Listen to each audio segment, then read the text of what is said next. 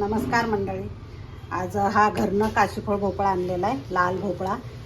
तर ह्याला काशीफळ भोपळा पण म्हणतात, लाल भोपळा पण म्हणतात. तर तुमच्याकडे काय म्हणतात ह्याला? तर मी आज हे स्वच्छ धुवून घेतलेला आहे आणि खूप दिवस झाला आणलेला आहे. हा असाच खूप दिवस राहतो, वर्षभर पण राहतो. पण आता मी हे कट करणार आहे, कारण आज उपवास पण आहे आणि उपवासाला हा भोपळा चालतो. तर ह्याच्या मी तुम्हाला पुऱ्या पण करून दाखवेल लाल भोपळ्याच्या. तर आता मी कट करणार आहे. तर कसा निघतोय बघूया. हे बघा मंडळी, 2 भाग केले भोपळ्याचे. तर इतका छान निघाला आहे ना. तर घरी मोठे मोठे भोपळे आलेले. तर ह्याच्या आपण पुऱ्या पण बनवणार आहे मी, आणि ह्याची भाजी पण बनवू शकतो आपण, सांबार बनवू शकतो, म्हणजे बरेच काही पदार्थ बनवू शकतो त्याचा. नमस्कार मंडळी. तर हा मोठा भोपळा होता, लाल भोपळा आहे बघा. तर त्याच्या मी आज तिखट पुऱ्या करून दाखवणार आहे. तर किती फ्रेश आहे बघा, म्हणजे शेतातला असल्यामुळे एकदम फ्रेश आहे. आणि आता मी तुम्हाला तिखट पुऱ्या करून दाखवते. गोड तर आपण नेहमी खातोच. तर हे मागचं साल मी काढून घेणार आहे सगळं, थोडंसं काढायचं ते मागचं.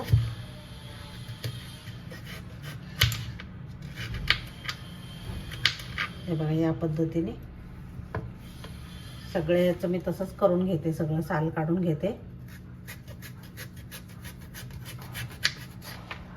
हे बघा,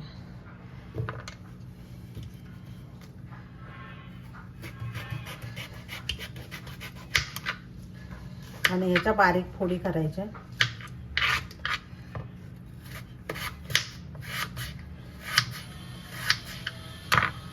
या पद्धतीने फोडी करायच्या बारीक, आणि कुकरला 2 शिट्ट्या करून घ्यायच्या. मंडळी, आता मी कुकरच्या डब्यामध्ये फोडी सगळ्या घालून घेणार आहे.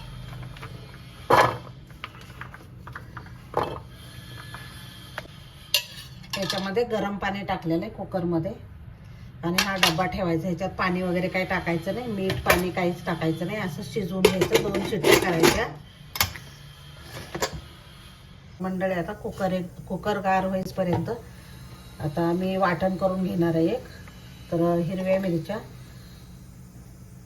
5-6 हिरव्या मिरच्या घेतलेल्या आहेत. थोडंसं लसूण पाकळ्या घेतलेल्या आहेत 3-4.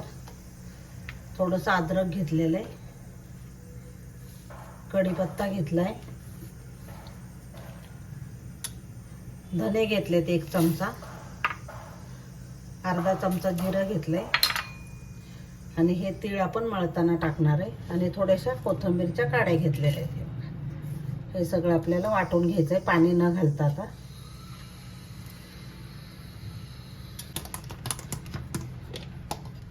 हे बघा, असं वाटून घेतलेलं आहे जाडसर, म्हणजे पाणी अजिबात घालायचं नाहीये. शिजलेला भोपळा आहे ना, तो मी परातीत काढून घेते. आणि ह्याच्याने सगळं बारीक करून घेते मी. हे बघा, असं इझिली होते बारीक. बघा मंडळी, आता हे गार झालेलं आहे आणि मस्त स्मॅश झालेलं आहे. तर ह्याच्यामध्ये आता सगळं साहित्य टाकायचं आपण. थोडीशी चिरलेली कोथिंबीर टाकायची, तीळ टाकायचे. मंडळी, एक सिक्रेट पदार्थ टाकणार आहे मी. तर हा आहे बारीक रवा. बारीक रवा टाकायचा, त्याच्याने एकदम पुरी खुसखुशीत होते, एकदम मस्त होते. तर तो पण मी टाकलेला आहे, छोटा बारीक वाटी. आणि बेसन टाकायचं 2 चमचे.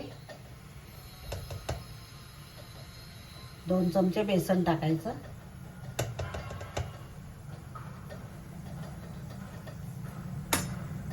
मोठा कप घेतलेला आहे मी, त्याच्याने गव्हाचं पीठ घेते. आणि मीठ टाकायचं चवीप्रमाणे. आणि हे जे वाटून ठेवलेलं मिश्रण आहे ना, ते टाकायचं. हिरवी मिरची, लसूण, अद्रक हे सगळं टाकून घ्यायचं. थोडंसं हिंग टाकायचं, हळद टाकायची थोडी, आणि हे मिक्स करून घ्यायचं. आता पाणी अजिबात घालायचं नाही आहे, एवढ्या याच्यातच होऊन जातं. लागलं तर पीठच लागेल थोडंसं गव्हाचं. तर आता हे मी सगळं मिक्स करणार आहे. मंडळी, चिली फ्लेक्स टाकायचे. जर लहान मुलं खाणार असतील तर नका टाकू तुम्ही. मिरची टाकलेली हिरवी, थोडीशी चिली फ्लेक्स टाकून घेतलेली, नाही टाकली तरी चालेल. आता घट्ट गोळा करून घ्यायचा. थोडंसं पीठ लागेल मला आणखीन गव्हाचं. थोडं मी अर्धा कप पीठ घेतलं. अजिबात पाण्याचा वापर करायचा नाही, कारण लाल भोपळ्याला ना पाणी सुटतं, त्याच्यामुळे त्याच्यातच मळायचं आणि लगेच शिजतो भोपळा. मंडळी मस्त गोळा तयार झालेला आहे बघा. आणि एक 5 मिनटं ठेवायचं रेस्ट करण्यासाठी, कारण आपण रवा घातलेला आहे त्याच्यामुळे. एक झाकून ठेवते मी 5 मिनटं आणि मग नंतर पुरी करायला घेणार आहे. मंडळी आता एक एक गोळा करून घेतलेला आहे मी, पिठात बुडवून घेतलेला आहे. आणि 2-3 पुऱ्या लाटायच्या मस्तपैकी आणि तळून घ्यायच्या. जाडच ठेवायच्या जरा. आणि पीठ पण छान भिजलेलं आहे बघा मस्त. तुम्ही अशा गोल पण करू शकता तुम्ही वाटीने. हे बघा, एक मोठी चपाती लाटायची, ह्या अशा पण तुम्ही करू शकता. हे बघा, या पद्धतीने मी सगळ्या करून घेते. आता तेल तापलेले, तेलामध्ये एक एक पुरी टाकायची. कसे मस्त फुलतात. असं असं साईडने केलं ना मस्त फुटते पुरी.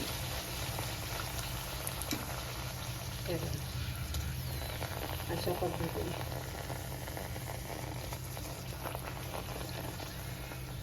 आणि चांगल्या खरपूस तळून घ्यायच्या मस्त.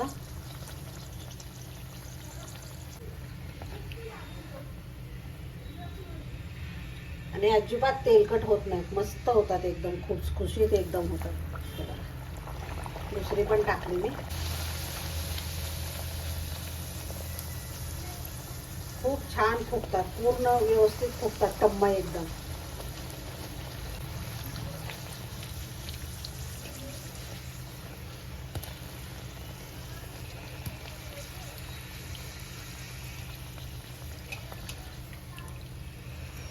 तर मंडळी आता मी सगळ्या याच पद्धतीने पुऱ्या करून घेते, सगळ्या तळून.